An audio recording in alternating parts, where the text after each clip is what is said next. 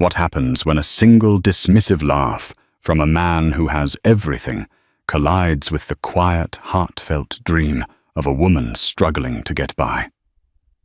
Can a moment of public humiliation transform into an unbelievable miracle? Stay with us as we unfold the story of Elara, a waitress whose life was irrevocably changed by a cutting remark, a mysterious benefactor, and a set of keys that unlocked a destiny she never thought possible. This isn't just a tale of luck. It's about the unforeseen ripples of cruelty and kindness, all culminating in a breathtaking seaside villa. You won't believe how this story ends. The chime above the door of l'Orangerie, a café so chic it breathed an air of rarefied Parisian elegance despite being nestled on the sun-kissed Riviera, announced an arrival. Elara, 19, and already carrying the weight of the world on her slender shoulders, instinctively straightened her apron, her smile automatically clicking into place. It was a smile that rarely reached her tired grey eyes these days. L'Orangerie wasn't just any café. It was a haunt for the Côte d'Azur's elite. Its tables draped in crisp fret linens regularly hosted whispered business deals, discreet romantic liaisons, and the casual display of unimaginable wealth. The aroma of freshly ground Café Vernano, 1882, mingled with the expensive perfumes of its clientele, a scent Elara associated with a life so far removed from her own cramped two-room apartment, shared with her ailing grandmother. The man who entered was Julian Croft. His name was a low hum in the background of financial news, synonymous with aggressive property development and a Midas touch that turned everything he touched into gold, or so the papers said. He was handsome in a severe way, his bespoke suit clinging perfectly to a frame honed by personal trainers. His expression one of permanent mild disdain for anything that didn't immediately serve his interests. He was flanked by two associates, their faces eager and deferential. They chose a prime table overlooking the azure expanse of the Mediterranean. Elara approached her notepad in hand. "Good afternoon, gentlemen. Welcome to l'Orangerie. May I start you with something to drink?" Julian Croft didn't even look at her. He was already mid-flow, his voice a confident baritone that brooked no interruption. "And that plot in Cap Ferrat will bulldoze the existing structure. I want something stark modern, all glass and white stone. Something that screams success." His associates nodded vigorously. Elara waited patiently. After a moment, one of the associates, a younger man with nervous eyes, gestured to her. "Ah yes, water for the table. Still. And Mr. Croft will have his usual espresso." "Of course," Elara said, her voice carefully neutral. She'd served Julian Croft before. He was never overtly rude, just dismissive, as if she were part of the furniture, an automaton programmed for service.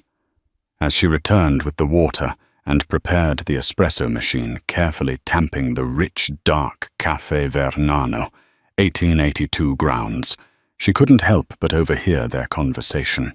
It was about a new luxury development, tearing down old fishermen's cottages to build high-rise apartments. Elara felt a familiar pang. Her own dream, the one she nurtured in the quiet hours before dawn, was the antithesis of Croft's vision. She dreamed of a small stone cottage by the sea. Not a palace, but a home. A place with a little garden where she could grow herbs and paint the crashing waves. Maybe even open a tiny book cafe, a sanctuary for quiet souls. It was a fragile, precious thing, this dream built on faded postcards her grandfather, a fisherman, had sent from his travels. He'd always promised to buy her such a place. He'd passed away before he could, leaving her and her grandmother with debts and a legacy of longing. Later, as Elara cleared their plates from lunch, Croft was laughing at something one of his associates said. He leaned back, expansive, and his gaze accidentally fell on a small, dog-eared travel brochure peeking from Ilara's apron pocket. It was for Liguria, Italy, the Cinque Terre with its colourful houses clinging to cliffs, a budget version of her dream. Before she could react, Croft's hand darted out. He plucked the brochure from her pocket, his lips curling into a smirk. Well, well, what have we here? Dreaming of an escape, are we, Waitress? Ilara flushed, mortified. Sir, He flipped it open, his eyes scanning the pictures of quaint rustic homes. Cinque Terre. How quaint. Planning to buy one of these little shacks with your tip money? He let out a short, sharp laugh, a sound as cold and hard as a diamond. His associates chuckled sycophantically. Everyone has dreams, sir. Ilara managed her voice, trembling slightly, as she reached for the brochure. Croft held it just out of her reach, enjoying her discomfort. Dreams are for those who can afford them, my dear. The rest of us build empires. He tossed the brochure dismissively onto the table, some water splashing onto it. Stick to pouring coffee. It's more your speed. The laughter, the casual cruelty in his eyes, the ruined brochure. It all converged into a hot knot of shame and anger in Ilara's chest. She wanted to retort, to say something cutting, but the words wouldn't come. She was just a waitress. He was Julian Croft. What could she possibly say? She snatched the damp brochure, mumbled an apology she didn't feel, and fled to the relative anonymity of the kitchen. Tears stinging her eyes. She didn't see the elderly woman sitting alone in a quiet corner, her sharp, intelligent eyes, partially hidden by elegant sunglasses, watching the entire exchange with a thoughtful, unreadable expression. The woman, impeccably dressed but understated, had been nursing a cup of herbal tea for the past hour, a regular patron known only as Madame Hélène, to the staff who occasionally left unexpectedly generous tips for those who were particularly kind or efficient. The rest of Ilara's shift passed in a blur of forced smiles and aching feet. Julian Croft's laughter echoed in her mind, each peal chipping away at her carefully constructed composure. His words, "Dreams are for those who can afford them," played on a loop, a cruel counterpoint to the gentle lapping of waves she imagined against the shore of her dream cottage. When she finally clocked out, the vibrant Riviera sunset was painting the sky in hues of orange and violet, but Ilara barely noticed. The beauty felt like a mockery. She trudged home, the weight of Croft's contempt heavier than her usual exhaustion. Her grandmother, Annalise, was propped up in bed, her breathing shallow, but her eyes bright with affection when Ilara entered. "Ma chérie," she rasped, her voice thin as parchment. "You look tired. A busy day?" Ilara forced a smile. "The usual, Nana. Lots of demanding customers."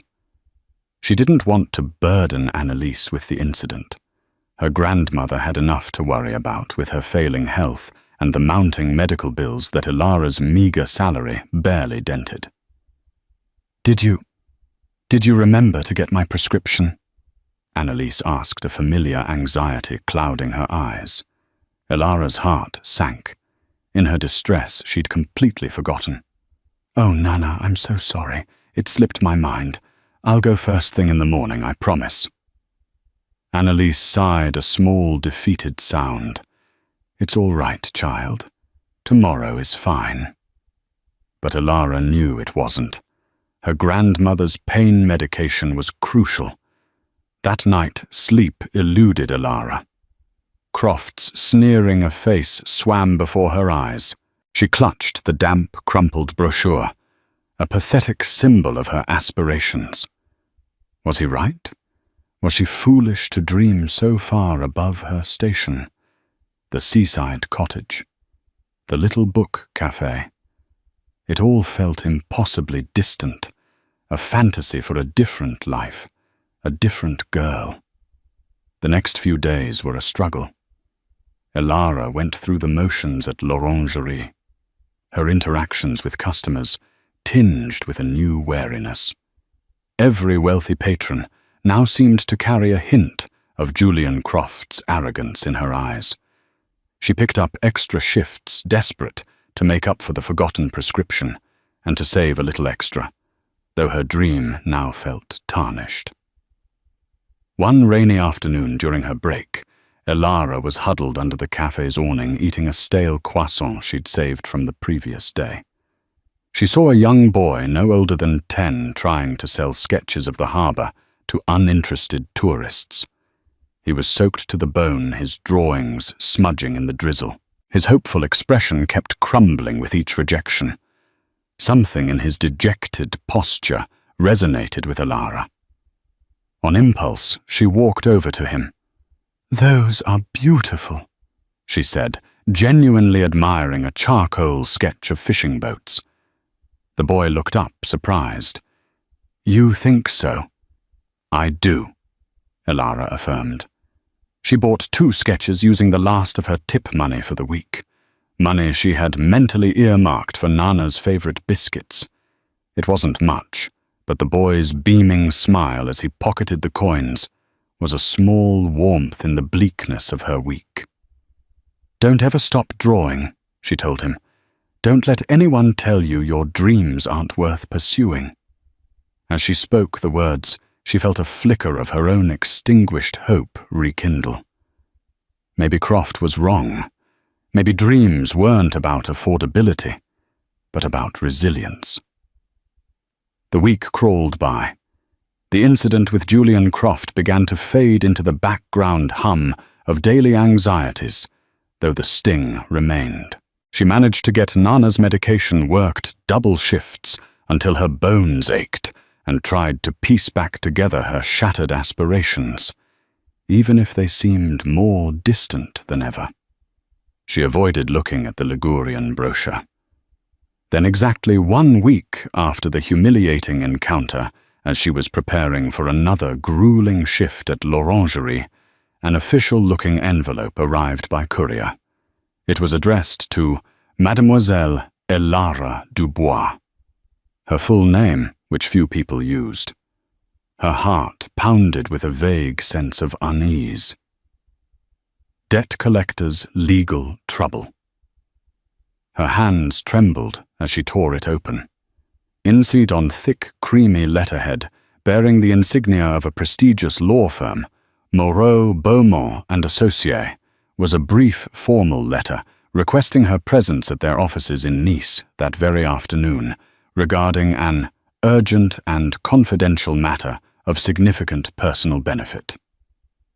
Significant personal benefit. It made no sense.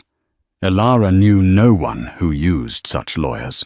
She certainly wasn't expecting any benefits. A wave of suspicion washed over her. Was this some kind of cruel prank, a follow-up to Croft's mockery? Yet the letterhead looked undeniably authentic, the embossed seal cold and official beneath her fingertips. Fear mingled with a fragile, almost painful spark of curiosity. With her shift starting in 2 hours, she had a decision to make. Elara's heart hammered against her ribs like a trapped bird as she stood before the imposing oak door of Moreau, Beaumont and Associés.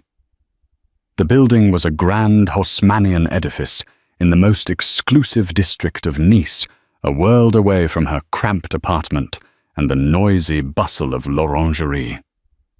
She smoothed down her best and only decent dress, feeling woefully out of place. Taking a deep breath, she pushed open the heavy door. The reception area was hushed, opulent, and intimidating.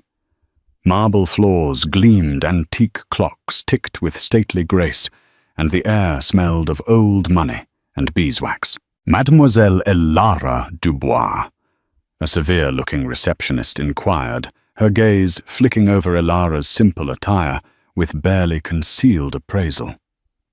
"Yes," Elara replied, her voice barely a whisper. "I have an appointment with, She fumbled for the letter Monsieur Beaumont. "He is expecting you. Second floor, third door on the right." Navigating the plush carpeted hallway, Elara felt like an intruder. Each tick of the grandfather clock in the corridor seemed to amplify her anxiety. She found the door marked Jean-Luc Beaumont, Senior Partner, and knocked tentatively. A deep, calm voice invited her in. Monsieur Beaumont was an older gentleman, perhaps in his late 60s, with kind eyes, a neatly trimmed silver beard, and an impeccably tailored suit. He rose from behind a large, polished mahogany desk and gestured towards a comfortable leather armchair. "Mademoiselle Dubois, please come in.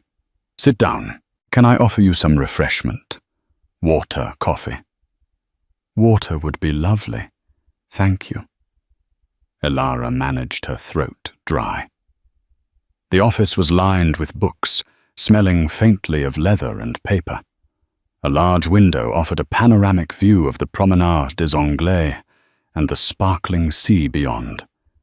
It was a view fit for a king, or at least for someone like Julian Croft. Once she was settled with a glass of chilled water, Monsieur Beaumont regarded her with a gentle, almost paternal smile. "Mademoiselle Dubois, I understand this summons may have been somewhat unexpected." Understatement of the year, Elara thought, but merely nodded. "I was very surprised, monsieur." "Indeed." He paused, arranging some papers on his desk.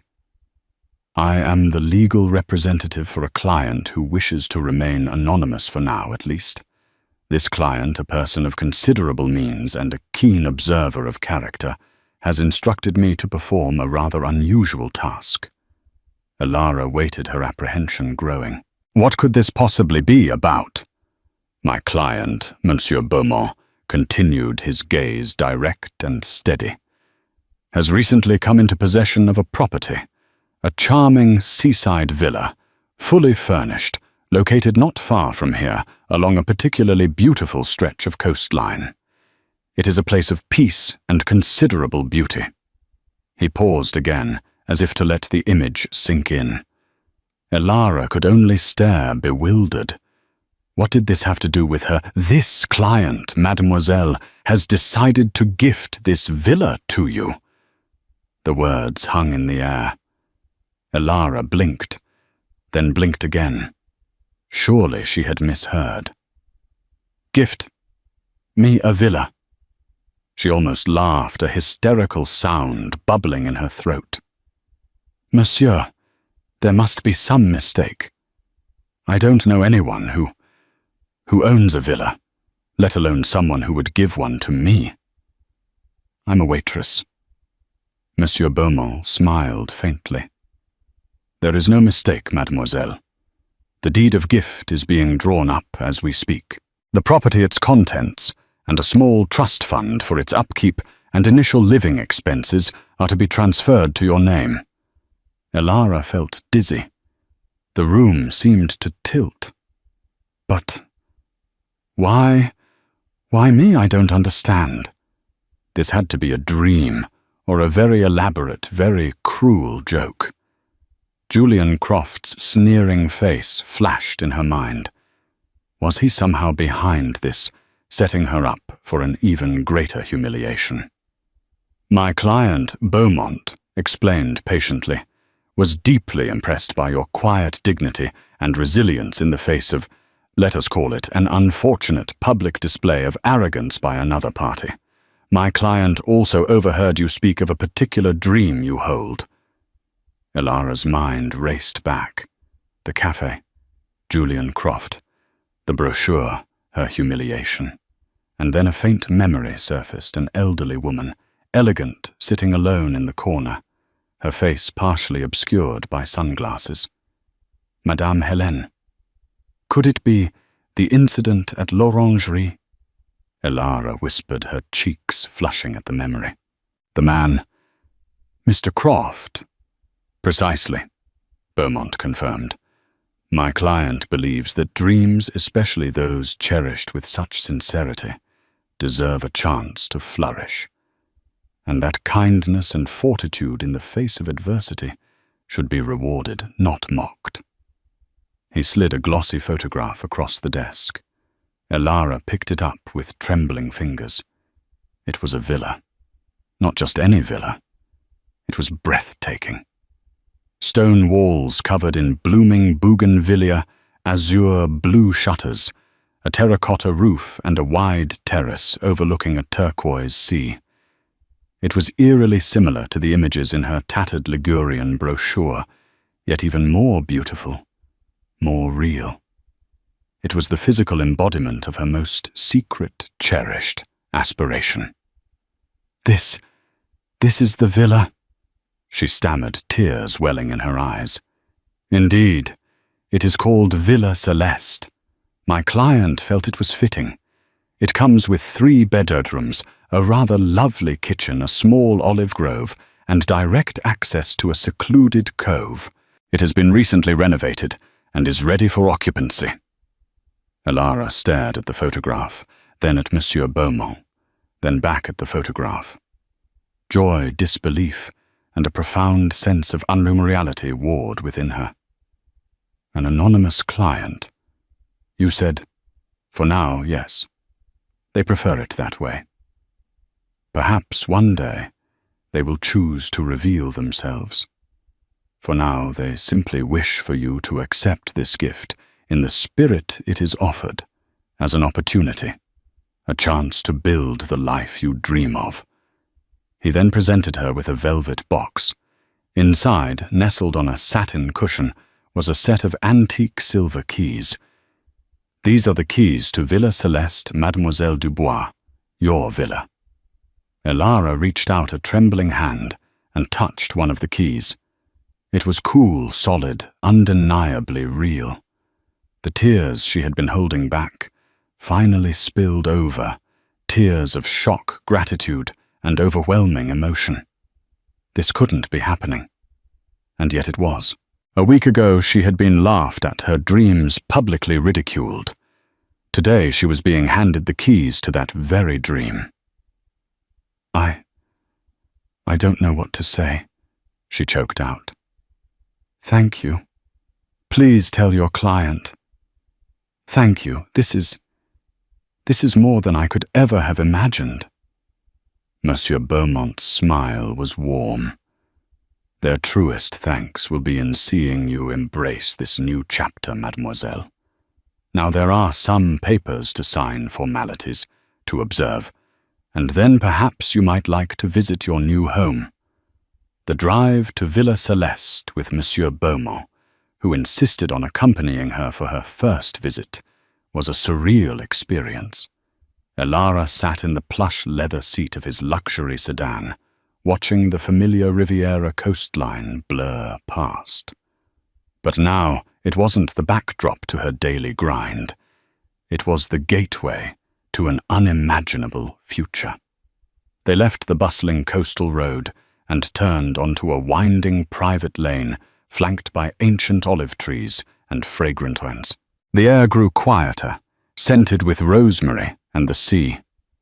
And then around a final bend, Villa Celeste appeared exactly as it had in the photograph, yet infinitely more breathtaking in reality. It wasn't a grandiose palace, but a home of understated elegance and charm, nestled perfectly into the hillside, as if it had grown there. Warm, honey-colored stone glowed in the afternoon sun. Vibrant bougainvillea cascaded over walls, and the bright blue shutters were like cheerful eyes looking out to sea. The scent of jasmine hung heavy in the air. Monsieur Beaumont parked the car, and Elara stepped out onto the gravel driveway, her legs feeling unsteady. She could hear the gentle rhythm of waves crashing on unseen rocks below. For a moment she simply stood there, drinking it all in the sheer impossible beauty of it. "Welcome home, Mademoiselle Dubois," Monsieur Beaumont said softly, a genuine warmth in his voice. He handed her the antique keys. Her hand trembled as she selected the largest key and fitted it into the heavy, dark wooden front door. It turned with a satisfying click. Pushing the door open, she stepped inside. The interior was a revelation. Cool terracotta tiles underfoot, whitewashed walls that caught the light, and comfortable, tasteful furniture that spoke of relaxed elegance rather than stuffy formality. Sunlight streamed through arched windows, illuminating dust motes dancing in the air. There was a large, welcoming fireplace in the living room, and bookshelves already filled with a diverse collection of novels and art books. The kitchen was spacious and modern, yet with a rustic charm, complete with a large farmhouse table. Everything was clean, pristine, as if awaiting her arrival. She wandered from room to room, each one more lovely than the last. The bedrooms upstairs had balconies overlooking the sea, the views simply stunning. The master bedroom, which she instinctively knew was meant for her, had a writing desk positioned by the window, a perfect spot to look out at the endless horizon. But it was the terrace that truly stole her breath. Stepping out from the living room, she was greeted by an uninterrupted panorama of the Mediterranean, a vast expanse of sapphire and turquoise. A sturdy wooden table and chairs were set up perfect for outdoor dining, and comfortable lounges invited repose. Steps led down through a terraced garden, fragrant with herbs and citrus trees, towards a small, secluded cove with a tiny crescent of golden sand. This was it, her dream. Not a cheap imitation from a brochure, but a tangible, living reality. Tears streamed down Ilara's face as she leaned against the balustrade, the sea breeze cool on her skin. It wasn't just the beauty of the villa or the sudden shocking improvement in her circumstances. It was the overwhelming sense of kindness from a stranger, a profound act of faith in her, a girl who just a week ago had felt invisible and worthless. "It's perfect," she whispered, her voice thick with emotion. "I can't believe this is real." Monsieur Beaumont, who had been watching her with a discreet smile, stepped onto the terrace beside her. "My client will be very pleased to hear that. They chose it with care, hoping it would be a place where you could find peace, inspiration, and the freedom to pursue your aspirations." He then explained the trust fund, a sum generous enough to cover property taxes, utilities, and her living expenses for several years, giving her time to settle in and decide her next steps without financial pressure. "The idea," he said, "is for you not to have to rush back to l'Orangerie unless you truly wish to." Ilara laughed, a genuine, joyful sound this time. "No, monsieur. I don't think I'll be rushing back." She thought of her grandmother. Annalise could come here, live with her. The fresh sea air, the peace, the lack of financial worry. It would be so good for her. And the spare room. It was perfect for a small library. The book cafe. It could happen. Here, in this magical place. As the sun began to dip towards the horizon, painting the sky in fiery colors, Monsieur Beaumont took his leave, promising to finalize all the paperwork and be in touch regarding the trust. He left Ilara alone in Villa Celeste, the keys now feeling warm and familiar in her hand. She spent hours exploring, touching the cool stone walls, inhaling the scent of old wood and sea salt tracing the patterns on the tiles. She opened a window in the kitchen, and the scent of wild thyme from the garden drifted in. She found a small watercolor painting of the very cove below the villa, signed with the initials E.V. Ilara wondered if that was her benefactor. That night, Ilara didn't sleep in one of the grand beds.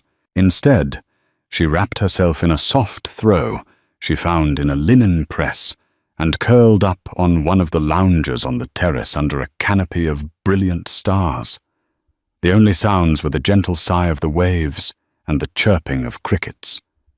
For the first time in years, she felt a profound sense of peace, of hope, of belonging. Julian Croft and his cruel laughter felt 1,000,000 miles away. A bad dream from a life that was no longer hers.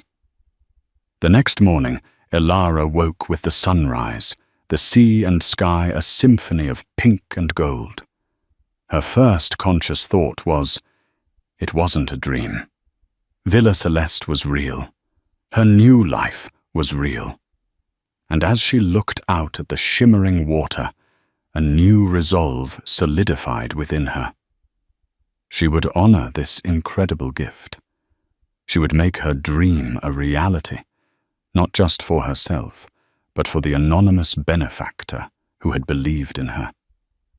Villa Celeste wouldn't just be a beautiful house. It would be a place of warmth, creativity, and welcome.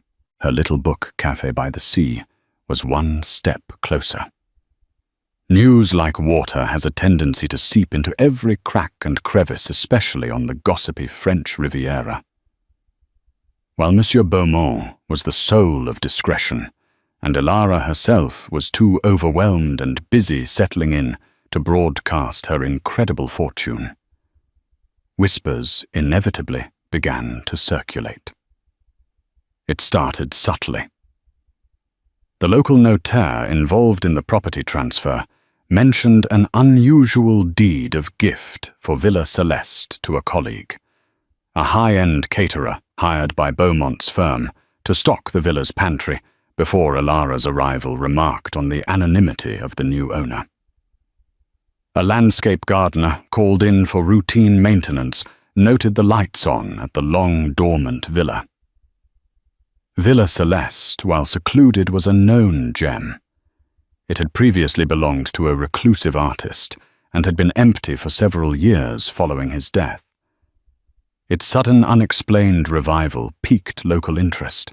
The name Elara Dubois, when it finally surfaced, meant nothing to the Riviera's elite.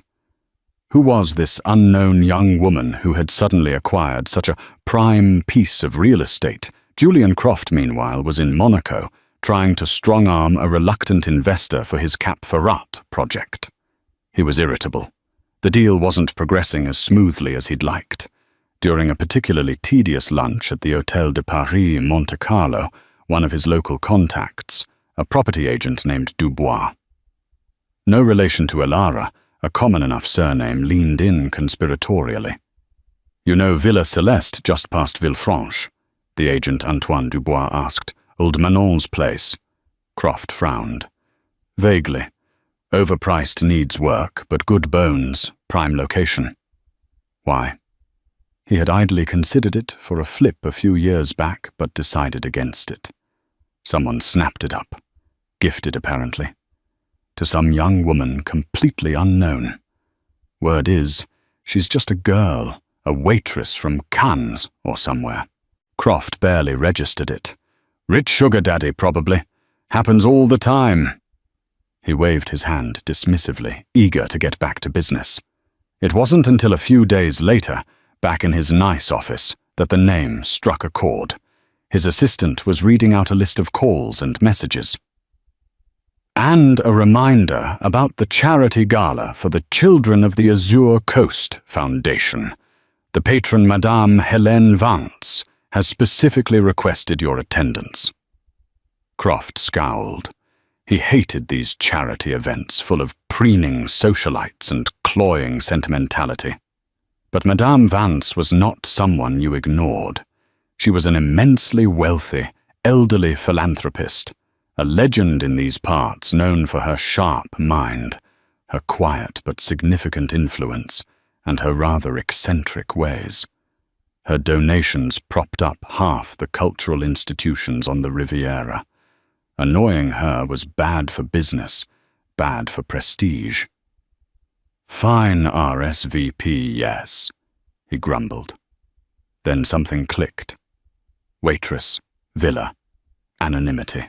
He remembered the girl at l'Orangerie, her wide, startled eyes, the cheap brochure for Cinque Terre. He remembered his own laughter, his cutting remarks. A faint, unpleasant feeling stirred within him. Surely not. It was too absurd. "Anything else?" he barked at his assistant. "Yes, sir. A legal firm, Moreau and Beaumont, called to confirm receipt of a donation pledge you made last year. They also handle affairs for Madame Vance, it seems." Moreau and Beaumont. The name of the law firm from Elara's letter had he but known. For Croft, it was just another piece of the puzzle. Vance's lawyers.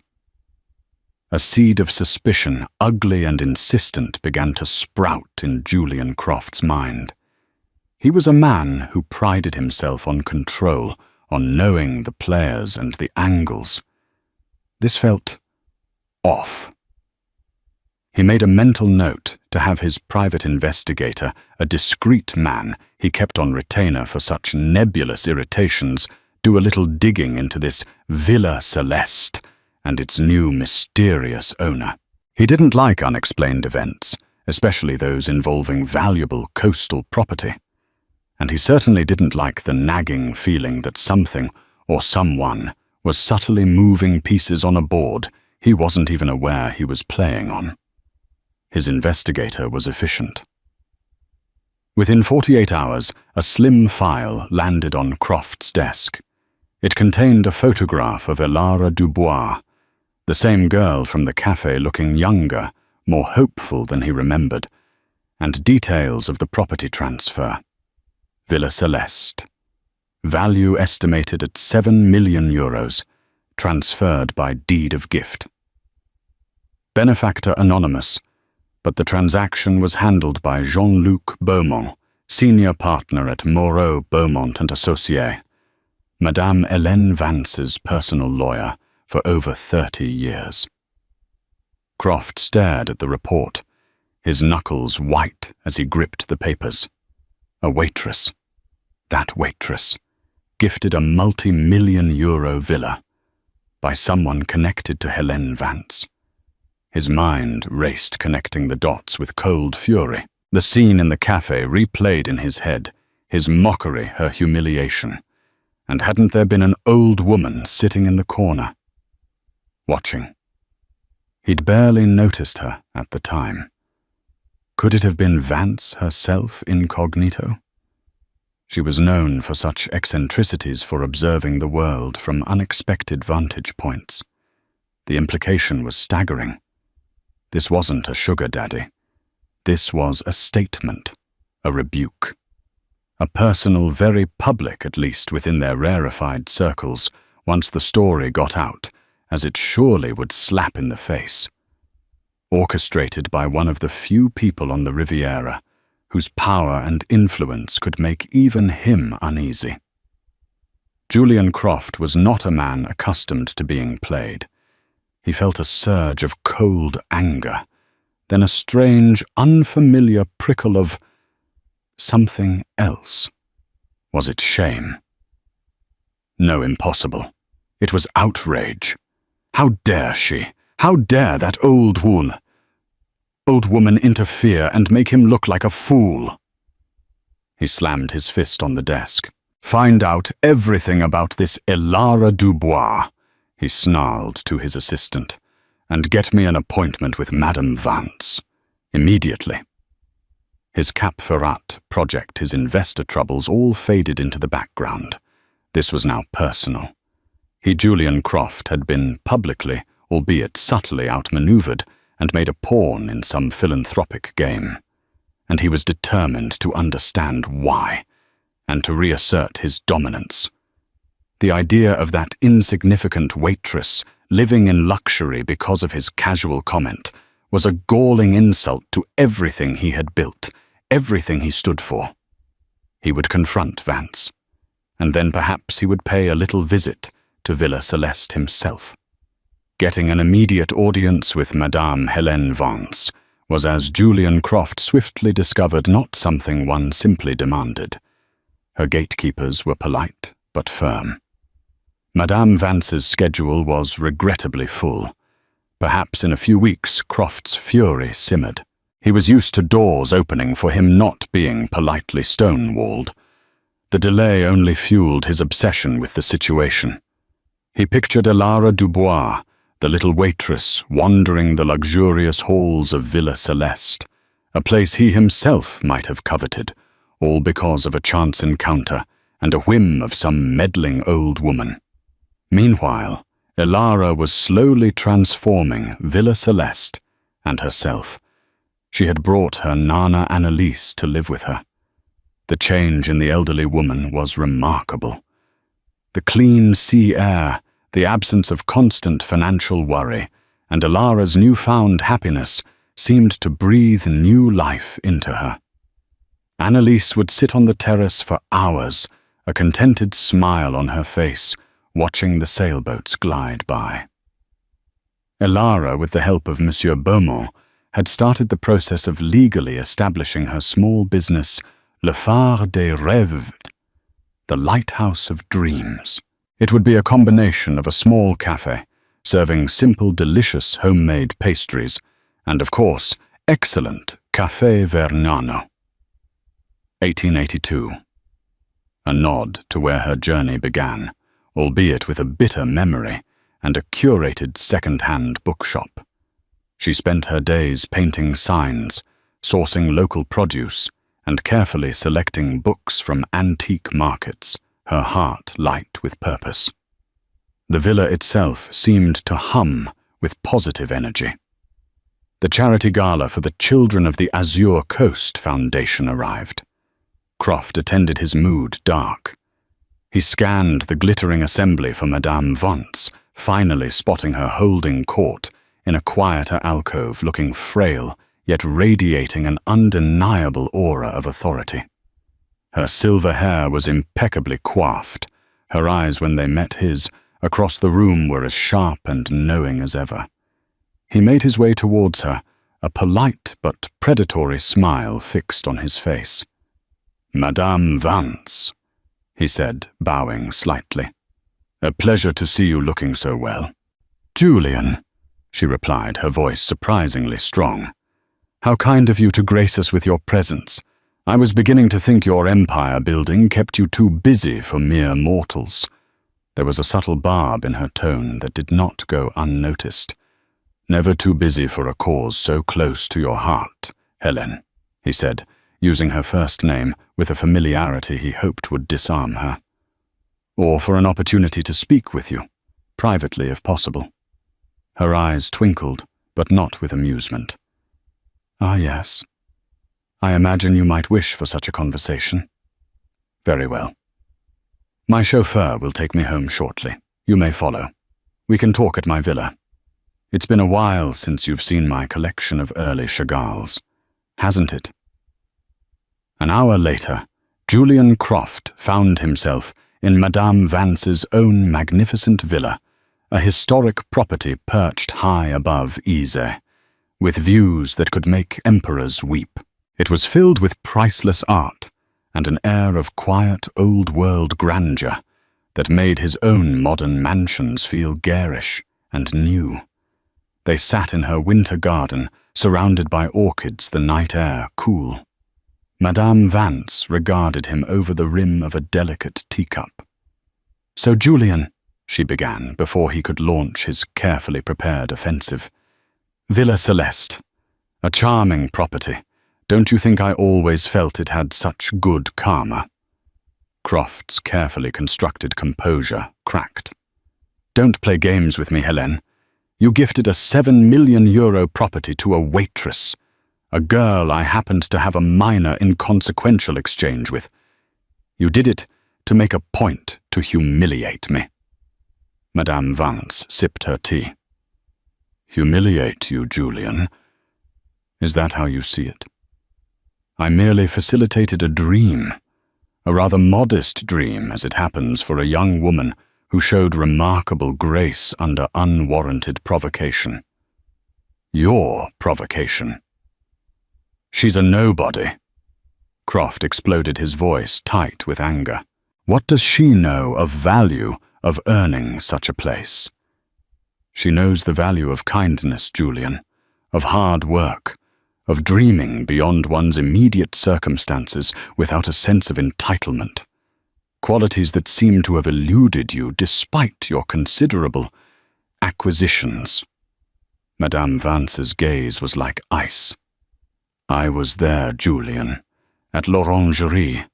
I saw your casual cruelty. I heard your laughter. It reminded me of other men I have known, men who believe wealth gives them license to belittle those they deem beneath them. She paused, her expression softening slightly. My late husband Armand came from nothing, you know.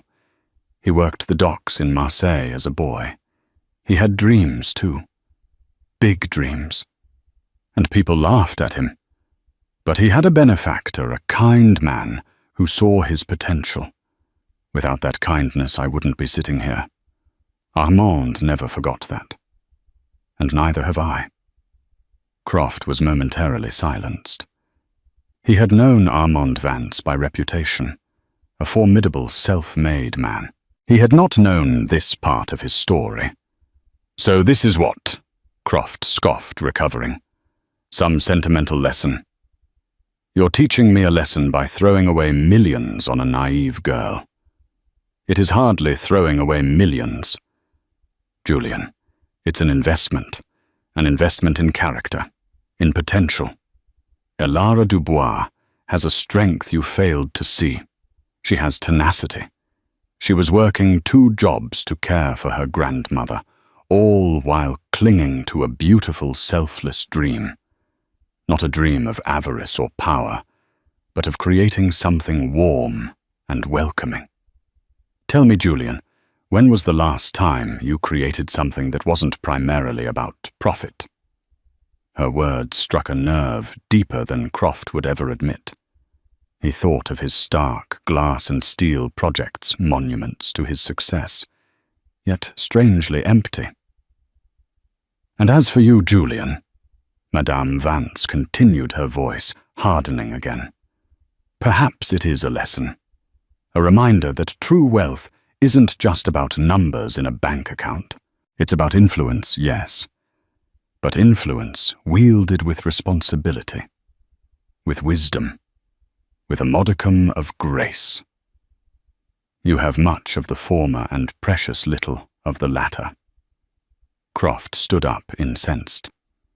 This is absurd. You're a sentimental old fool. Perhaps, Madame Vance said calmly. But this old fool has just made a young woman's life immeasurably better, and perhaps, just perhaps, planted a seed of doubt in the mind of a very arrogant man. Only time will tell which yields the better harvest. She smiled, a sudden, brilliant smile that crinkled the corners of her eyes. Now, if you'll excuse me, Julian, it's been a long evening. My Chagalls will have to wait for another visit, if there is one. Dismissed, fuming, and strangely unsettled, Julian Croft left. He drove aimlessly along the coast, Madame Vance's words echoing in his ears. An investment in character. Qualities that seemed to have eluded you.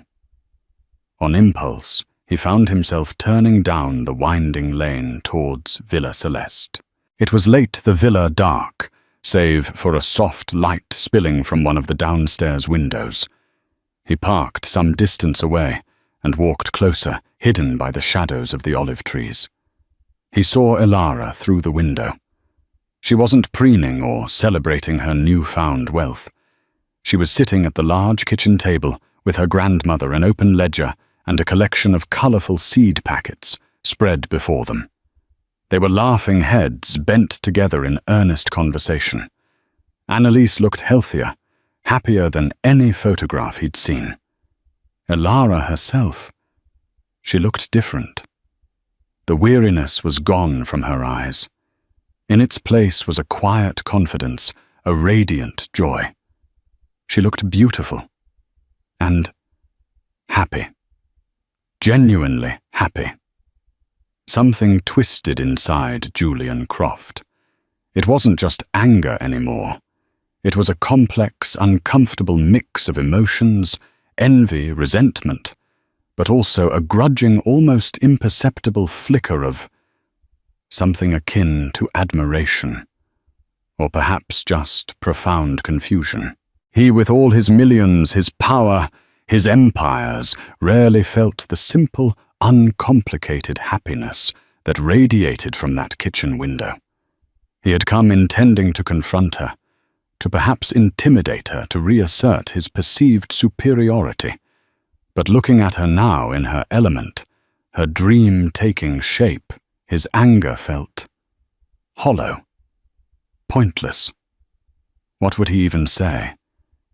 He stood there for a long time, a silent observer in the darkness. Then slowly he turned and walked back to his car. As he drove away, Madame Vance's final words replayed in his mind. Only time will tell which yields the better harvest. For the first time in his adult life, Julian Croft felt a sliver of uncertainty about the harvest he himself was sowing. The encounter hadn't gone as he planned. Nothing about this ridiculous situation had. Weeks turned into months. Elara's Le Phare des Rêves opened to quiet local acclaim. It wasn't a flashy Michelin-starred establishment, but a haven of warmth and literary charm. The scent of her Nana Annalise's famous lavender scones mingled with the rich aroma of Café Vergnano, 1882, and the comforting smell of old books. Locals and a few discerning tourists discovered it, drawn by its unpretentious atmosphere and Elara's genuine smile. She worked hard, but it was a joyful labor infused with gratitude and purpose. Villa Celeste, once just a house, had become a home, a beacon. Elara never heard from Julian Croft directly. She sometimes saw his name in the financial pages his latest acquisition or development lauded. Each time she felt a distant pang, not of fear or anger anymore, but of a strange sort of pity. He had so much, yet seemed to possess so little of what truly mattered. She did, however, receive occasional anonymous gifts, a rare first edition for her bookshop, an exquisite blend of tea from a distant land, a new set of watercolor paints. They would arrive by courier with no note, no return address, but Monsieur Beaumont, when she asked, would simply smile enigmatically. Elara suspected Madame Vance was still watching over her, a fairy godmother in haute couture. Julian Croft, for his part, found himself subtly changed. The encounter with Madame Vance and his clandestine observation of Elara at Villa Celeste had lodged itself in his psyche like a burr. He didn't undergo a miraculous overnight transformation into a benevolent philanthropist. He was still Julian Croft, driven and ambitious. But a hairline crack had appeared in his armor of cynicism. He found himself, much to his own surprise, questioning some of his more ruthless tactics. He anonymously donated a significant sum to the Children of the Azure Coast Foundation, far more than his usual token gesture. He even vetoed a plan to demolish a historic landmark for a new hotel project, opting instead for a more costly but culturally sensitive renovation, a decision that baffled his board. They grumbled about his softening. One afternoon, months later, Julian found himself driving along the coast, ostensibly inspecting a potential investment. He took a detour, an unconscious pull, guiding him towards the lane leading to Villa Celeste.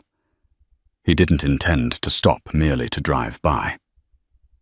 As he neared, he saw Elara in the terraced garden below the villa tending to her herbs. She was wearing a simple dress, her hair tied back, a smudge of dirt on her cheek. She looked up as his car passed slowly on the road, above her eyes, meeting his for a fleeting second. There was no fear in her gaze, no recognition of past animosity, just a moment of neutral, polite acknowledgement of a passing stranger. Then she smiled a small, contented smile and returned to her gardening. Julian Croft drove on the image of that simple smile unexpectedly imprinted on his mind. It wasn't a smile of triumph or pity or anything directed at him. It was the smile of a woman at peace, living a life she loved, a life she had built from a dream that had once been so cruelly mocked. He didn't feel anger. He didn't feel humiliated. What he felt was something far more complex, something that whispered of missed opportunities, of different paths, of a kind of wealth he had never pursued. He would never admit it to anyone, least of all himself. But in that moment, the rude millionaire who had laughed at a waitress's dream felt a pang of something he could only identify as a strange, profound, and deeply unsettling respect. The seaside villa had changed Elara's life, yes, but perhaps in its own quiet way, it had begun to change his, too. The ripples of that one encounter, that one act of unexpected generosity, continued to spread in ways no one could have ever predicted. The world Julian Croft was slowly beginning to realize was far more intricate and interconnected than his balance sheets could ever show. And sometimes the smallest dreams, when nurtured, could cast the longest, most impactful shadows. And so Elara's dream, once met with Sonol, blossomed into a beautiful reality, proving that kindness can indeed be a powerful catalyst for change. Villa Celeste became more than just a house. It became a symbol of hope, resilience, and the unexpected ways life can surprise us. Julian Croft. Well, some lessons take longer to learn, but even the hardest hearts can sometimes feel the faintest tremor of change. What did you think of Elara's incredible journey? Can a single act of generosity truly alter destinies? Let us know your thoughts in the comments below. If this story touched your heart or made you think, please give this video a thumbs up. Share it with someone who needs a little inspiration, and don't forget to subscribe and hit that notification bell so you don't miss our next incredible story. Thank you for watching, and remember, sometimes the grandest futures are built from the humblest of dreams.